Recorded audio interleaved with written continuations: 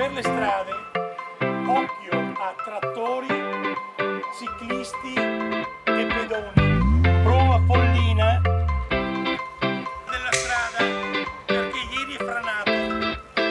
Vi trovate quel presostato sull'altra parte, la parte sinistra.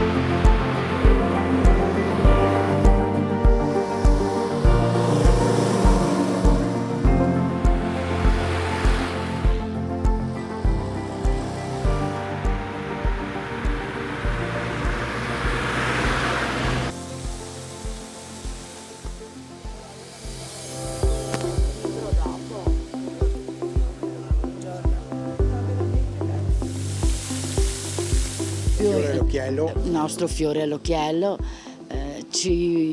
Ci si deve mettere in un impegno enorme. La nostra speranza è che vada tutto bene, che i concorrenti siano contenti sia del percorso sia per quanto riguarda tutto il resto. Ringraziamo il Club Serenissima per questo appuntamento che ci rende sempre orgogliosi quando viene fatto anche a Vittorio Veneto. Avere tante auto storiche è bello da vedere, è un motivo di attrazione per le persone. Insomma, vediamo che nonostante non siano ancora arrivate tutte le oltre 30 auto coinvolte nell'iniziativa, già si sta assiepando parecchie persone per vedere questi spettacoli della tecnica e anche del design molto spesso. Percorso bellissimo quest'anno, poi quest'anno è il primo anno che viene fatta in 2 giorni, ci stiamo divertendo, speriamo che il tempo tenga, ma dai, siamo contenti.